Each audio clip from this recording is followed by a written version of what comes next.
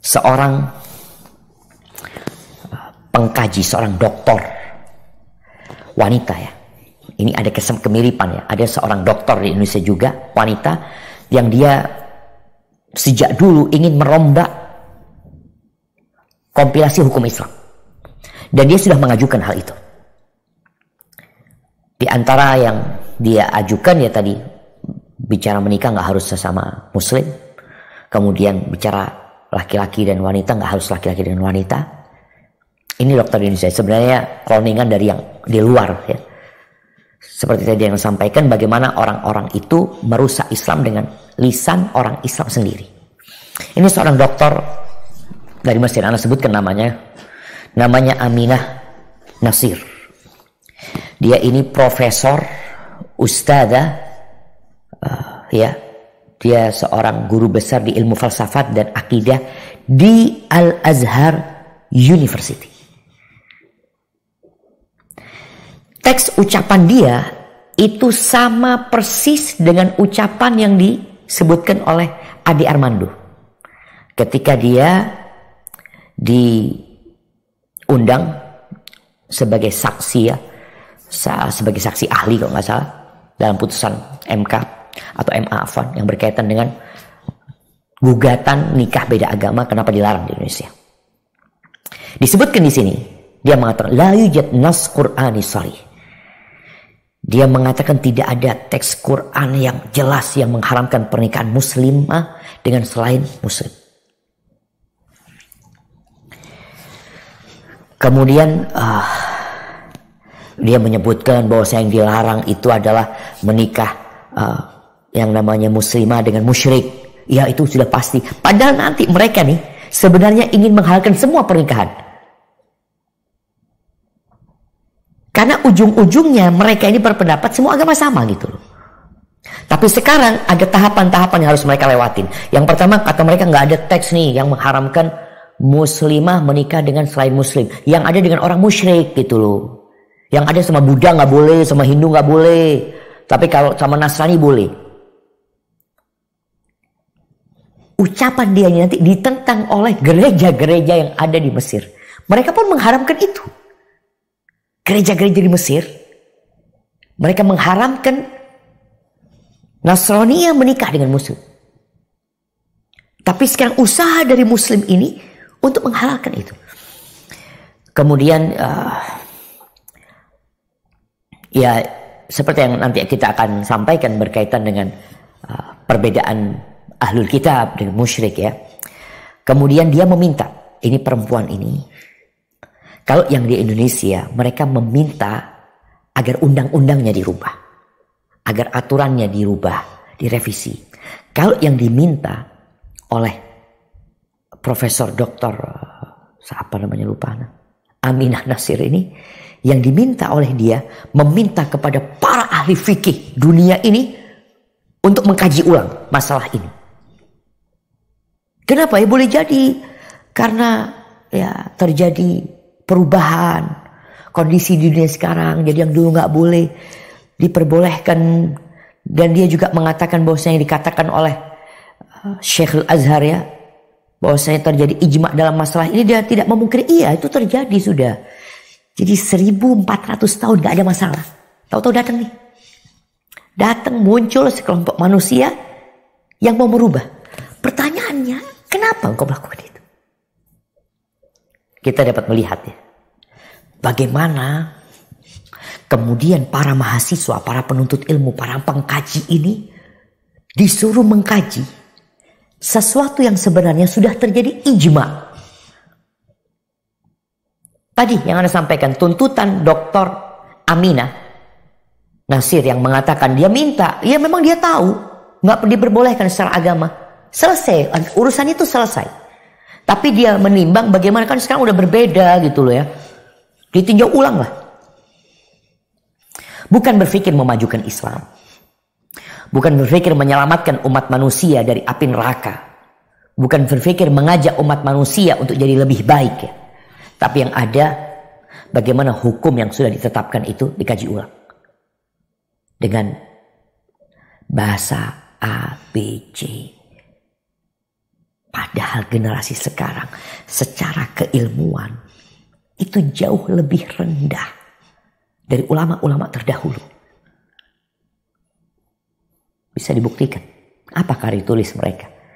Apa hasil penelitian yang mereka lakukan? Ahibati fillah, sebenarnya orang menikah itu untuk apa? Pernikahan dalam Islam berbeda dengan pernikahan di negeri-negeri yang lain. Di sebagian negeri pernikahan hanya urusan sipil, urusan sosial. Bagaimana laki-laki dengan laki-laki, wanita dengan wanita. Bagaimana yang laki-laki dengan wanita nggak punya anak, udah nggak perlu punya anak. Apa sebenarnya yang mereka cari dalam kehidupan ini? Inilah perbedaan muslim dengan non-muslim. Makanya Allah Azza wa Jalla ketika menyebut orang-orang kafir, innal ladzina kafaru, sesungguhnya orang-orang kafir yatamatta'un, mereka bersenang-senang dalam kehidupan ini. Wa ya'kuluna kama ta'kulul an'am, mereka makan seperti makannya binatang ternak. Allah sebutkan itu. Wan naru mathwal lahum, dan neraka tempat bagi mereka kelak nanti pada hari kiamat. Jadi kalau kita memandang dari satu sisi ini, ya wajar ketika mereka mengotak-atik hukum mereka ya. Tadi mereka bicara, udahlah HAM ya, hak asasi manusia, mereka mau kawin laki sama laki, perempuan sama laki. Lebih parah daripada dunia binatang.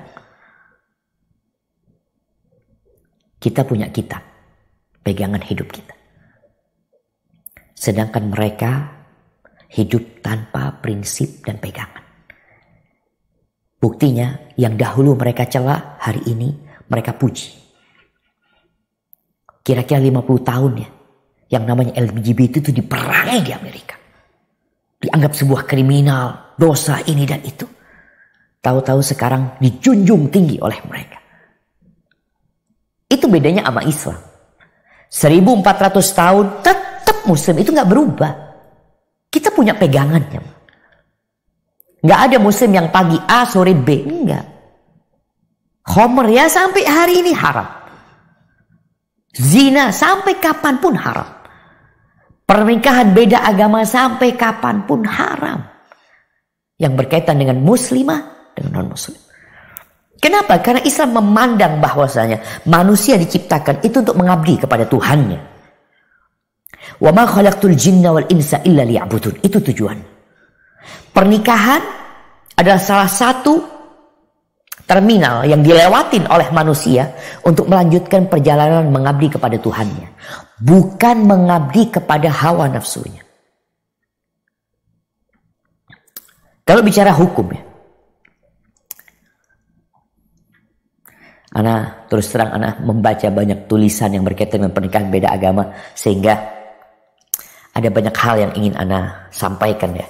Di antaranya sebuah ungkapan dari saksi ahli di Indonesia ketika diminta keterangannya, dia menyebutkan dari sisi agama manapun ya, kalau dikatakan udah nggak ada masalah nikah beda agama, mereka kan tujuannya kan mendapatkan ketentraman, kedamaian, dikatakan dari sisi agama manapun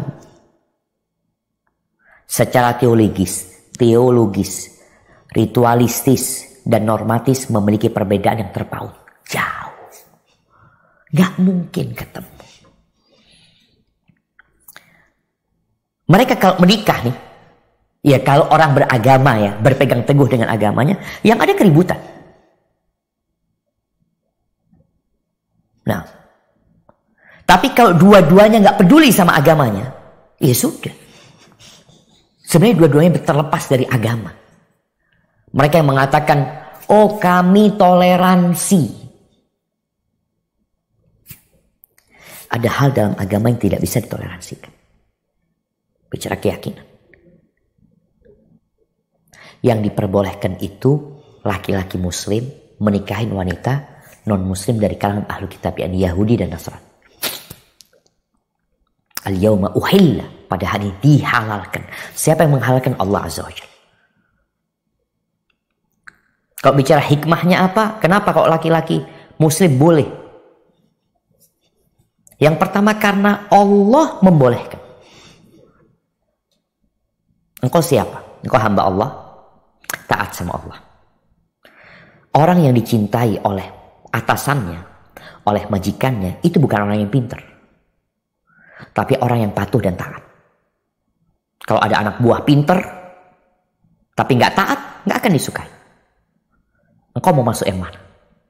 Engkau nurut, taat, dan itu seharusnya seorang muslim. Kalau bicara hikmah, ada banyak hikmah di situ. Sebagai pemimpin, seorang laki-laki, dia punya tugas memimpin keluarganya, mengurusin anak-anaknya.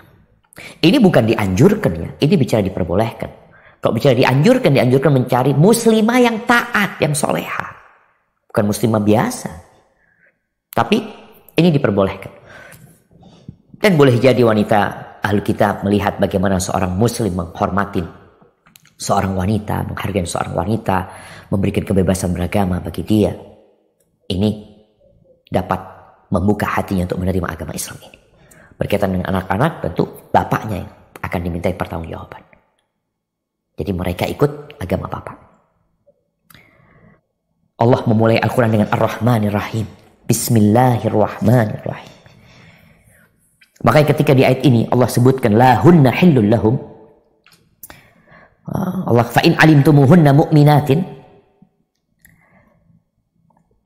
maka jika kamu mengetahui bahwa mereka benar-benar beriman, fala tarji'uhunna ilal kuffar. Allah katakan, janganlah kamu kembalikan mereka kepada orang-orang kafir, kepada suami-suami mereka yang kafir. Ini sudah menikah, jemaah. Mereka menikah di atas kekafiran. Tahu-tahu salah satu dari mereka masuk Islam. Kata Allah, jangan dibalikin ke suaminya yang kafir. Jangan. Kenapa? Lahunna hillul lahum. Itu wanita-wanita enggak halal buat suami-suami mereka. Artinya kalau salah satu masuk Islam, atau afwan, kalau istrinya masuk Islam, selesai, enggak halal lagi sudah. Dan suaminya enggak halal buat wanita-wanita muslimah. Ini hukum dari mana? Dari Allah Azza wa Jalla. Makanya ketika Ustadzah Dr. Aminah Nasir yang dari Al-Azhar, dia membuat pernyataan meminta kepada para ulama untuk meninjau ulang. Emangnya nggak ada kerjaan lain? Makanya akhirnya jamaah muncul tulisan-tulisan yang hanya menghabiskan waktu. Coba tulisan itu membahas sesuatu yang benar-benar bermanfaat. Buat siapa? Buat nusa, bangsa, dan agama. Tapi sekali lagi, ada yang ingin merusak agama Allah ini. Ingin mematikan cahaya Allah. Mereka melihat ya, bagaimana umat Islam bertambah jumlahnya. Mereka tidak kenal yang namanya LGBT. Mereka tidak kenal yang namanya free child. Mereka menjaga bagaimana dalam pernikahan mereka suami istri muslim, agar anak-anak menjadi anak-anak yang muslim dan muslimah, soleh-soleha. Tapi ada usaha terus yang sekali lagi, kalau dahulu mereka menggunakan orang-orang orientalis, orang-orang kafir yang mereka mengkaji Islam, sekarang tulisan mereka sudah jarang dilihat. Tulisan orientalis sudah diwakili, ilmu mereka sudah mereka transfer kepada umat Islam yang terpengaruh dengan guru-guru besar mereka yang non-muslim, yang punya pemikiran-pemikiran yang menyimpang sebenarnya. Mungkin sebagian tidak setuju dengan pernyataan anak. Ya, nggak apa-apa. Katakan anak orang yang kolot umpamanya, orang yang tidak tahu dengan perkembangan. Kita membutuhkan teknologi barat. Kita membutuhkan ilmu-ilmu dunia yang mereka miliki. Ilmu agama, jangan belajar sama mereka. Cukup 1400 tahun ulama-ulama Islam mengkaji agama Allah ini. Makanya dia mengatakan, udah terjadi sepakat, dia tahu gitu. Gak perlu diutak-atik lagi. Tapi dia kepingin mengutak-atik. Ahibati fillah, ingat di akhir ayat tadi, dzalikum hukmullah yahkumu bain. Itu hukum Allah yang Allah sudah tetapkan. Allah putuskan di antara kalian. Wallahu alimun hakim. Tapi dalil ketiga yang disampaikan oleh para ulama ya, agar umat Islam ini faham bahwa hal itu terlarang. Karena sekali lagi interaksi umat Islam dengan non-muslim bukan baru sekarang.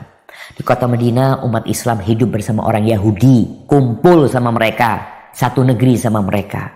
Ketika Palestina ditaklukkan, umat Islam yang ada di Palestina berkumpul bersama orang-orang Yahudi dan Nasrani. Ketika Amr bin As sampai ke Mesir ya, Mesir pun menjadi negeri Islam, mereka kumpul dengan orang-orang Nasrani di situ jamaah. Hukum ini sudah selesai. Jadi kalau engkau berpikir enggak sekarang terjadi interaksi karena engkau enggak baca sejarah. Ketika Nabi SAW membuat perjanjian dengan orang-orang kafir, dengan penduduk Mekah, mereka genjatan senjata selama 10 tahun. Di antara poin perjanjian tersebut, kalau ada orang Mekah yang datang hijrah ke kota Madinah, orang Mekah ini masuk Islam, kemudian dia berangkat hijrah ke kota Madinah setelah perjanjian itu, maka Nabi SAW harus mengembalikan orang itu ke Mekah. Ini Islam, masuk Islam dia di Mekah, mau ke Madinah secara perjanjian, kalau dia ke Madinah Nabi harus mengembalikan ke Mekah. Dan betul Nabi mengembalikan pada waktu itu Abu Jandal kepada bapaknya Suhail bin Amr, dan tidak ada satupun yang hijrah dari kota Mekah ke kota Madinah setelah perjanjian itu, melainkan Nabi SAW mengembalikan ke kota Mekah. Kecuali kalau dia muslimah. Kalau dia wanita muslimah, artinya dia masuk Islam, hijrah ke kota Madinah, Nabi tidak kembalikan. Kenapa? Karena Allah sebutkan di sini, mereka tidak halal buat orang-orang kafir. Padahal di perjanjian harus dibalikin, tapi Nabi tidak mengembalikan. Ini menunjukkan bahwasanya memang diharamkan jamaah muslimah menikah dengan muslim, dengan muslimah menikah dengan selain muslim. Mau itu ahlul kitab, mau itu musyrik,